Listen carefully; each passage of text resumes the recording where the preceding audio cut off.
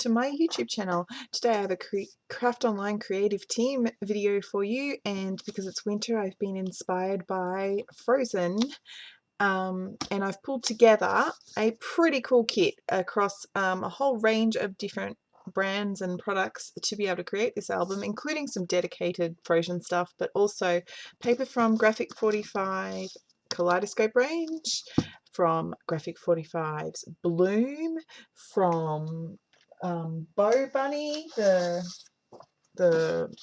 double dots, French vanilla, and a whole heap of stuff. It'll all be in the description and in the blog post, so check that all out.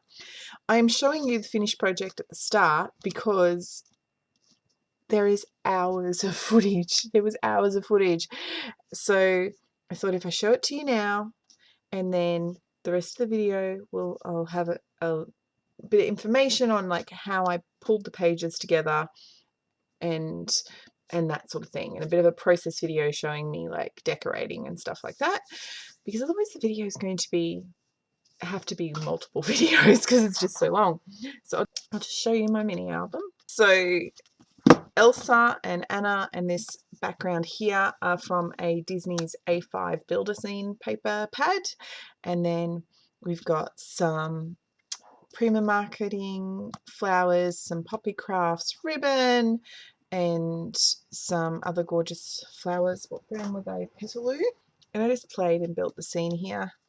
I've just done a ribbon closure with the organza ribbon from the blue and the purple ribbon pack from Poppy Crafts. And when I open up, I've got a pocket here, which I've put some photo mats, and I've used part of this paper from the Build-A-Scene pad to create a photo mat. So photo on the back, Arendelle on the front. I've added some flowers here, made a shaker pocket, because I think my granddaughter will love that. And I've magnetized my pages, my page sets. They will open out. Pockets are slightly different on each page, but they all open out this way. This is my Bestie's French Blue 6x6 paper pad, and that's a Echo Park. It's the back of this paper here. Pull out on each page set to put photos on, and this one here, you're going on an adventure to find Elsa's castle. So I've selectively cut this paper that you saw on the front, and this. How cool, right? And I forgot to magnetize it before sticking my paper down, so I got creative with some die cuts to add my magnet here. And then for the one it attaches to, I've actually put it inside this photo mat.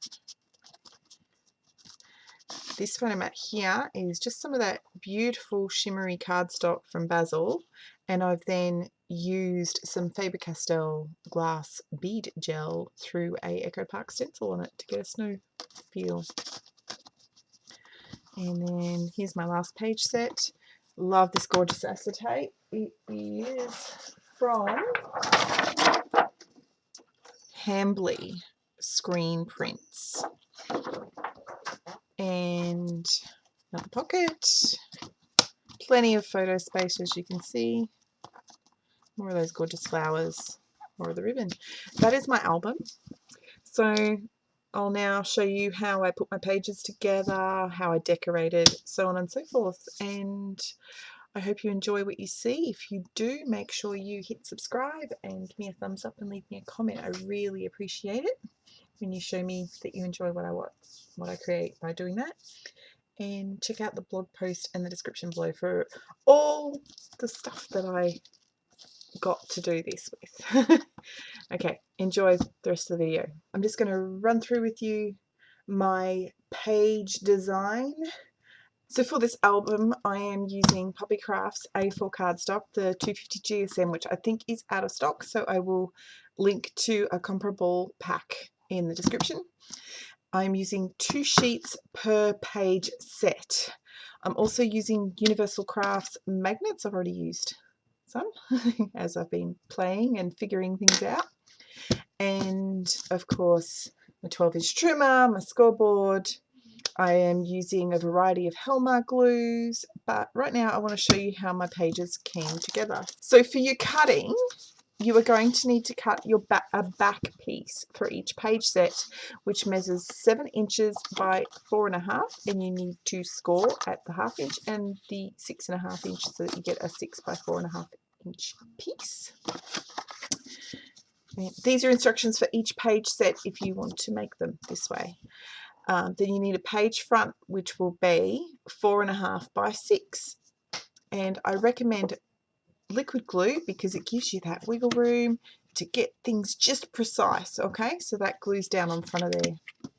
Then you need a side flap, which is 3.5 inches by 6, and then this score is at the 3/8 of an inch mark. And what I found best in my experimenting is actually gluing it inside.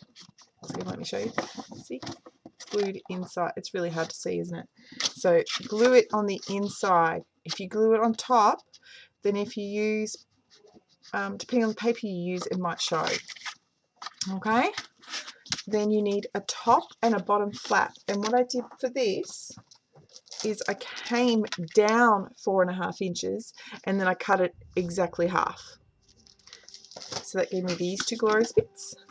And then I scored at the 1/2 inch and then went 1/8 of an inch in to give myself a little gusset on each one. And the leftover piece from cutting that, I cut my pull-out from, which is 5 7/8 of an inch by 4 3/4. I may actually trim a little bit off because it's a bit of a tight fit.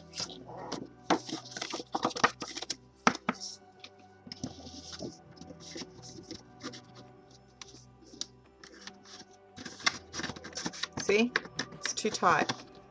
So I'm thinking I'm going to go down to 5 3/4. We'll see how we go. Okay, that's everything you need for those pages, but you'll find yourself with 2 interesting little scraps when you do this. And I cut those down to 7 inches long by 2 3/8 and 5.5 inches by 2.5. Score a 1/2 each on each end, and there are 2 pockets ready to put anywhere in your album. And I will have a tip for you on how to glue how to put these in to make them more secure than usual. Actually, I'll just show you now. So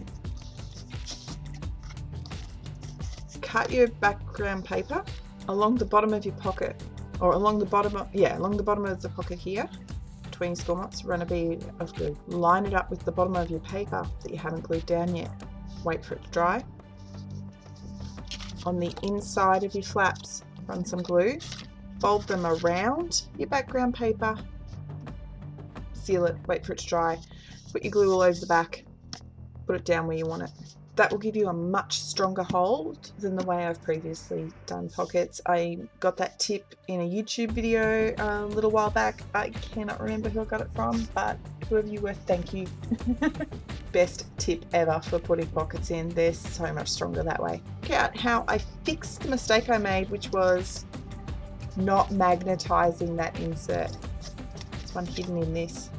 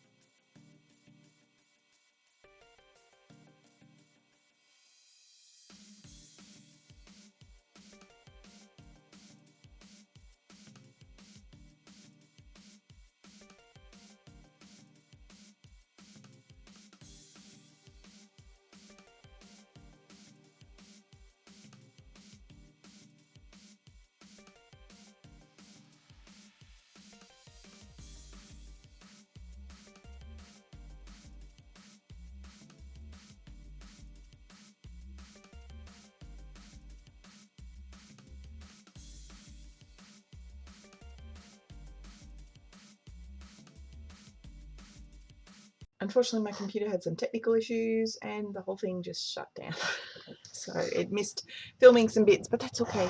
I'm up to the point of adding my ribbon closure so that I can do my covers. I've done my inside covers, including a pocket, and because I messed the inside of my spine up so much, I've just used some scraps of that frozen paper to sort of cover it. I don't like the way it looks, but it'll be okay.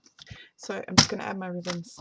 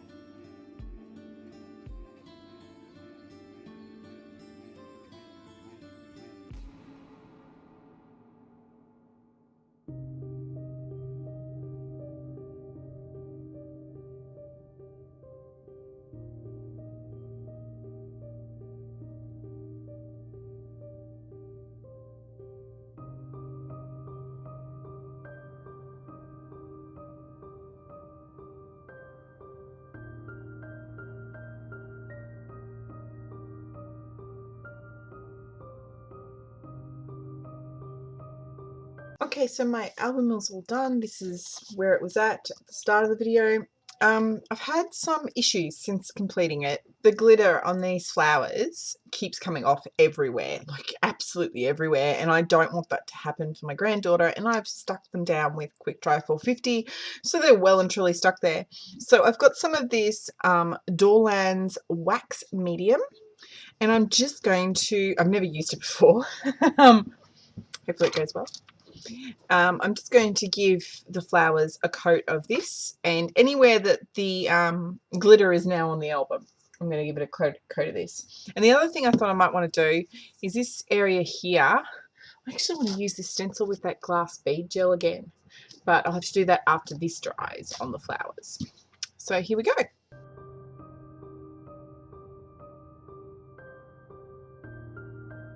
Oh, it really is like a wax. Okay. Okay. I'm just going to try coating them where the glitter is.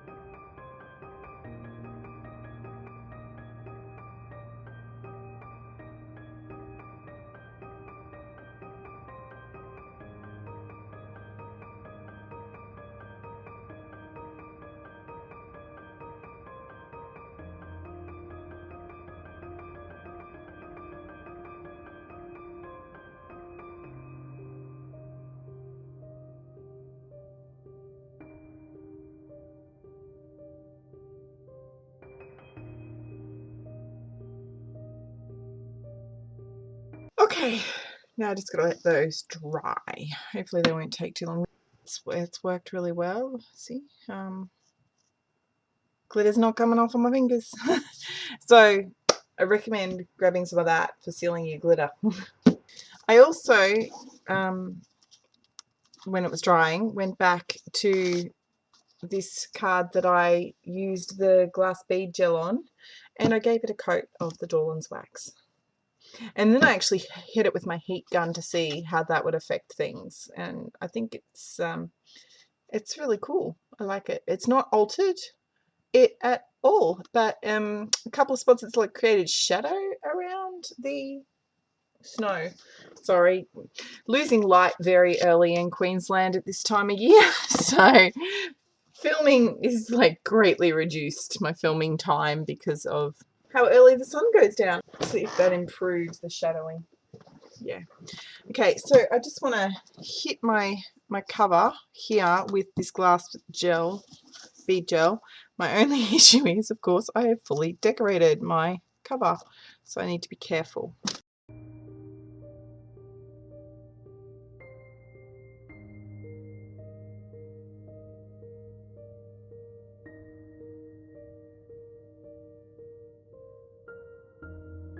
Isn't that cute?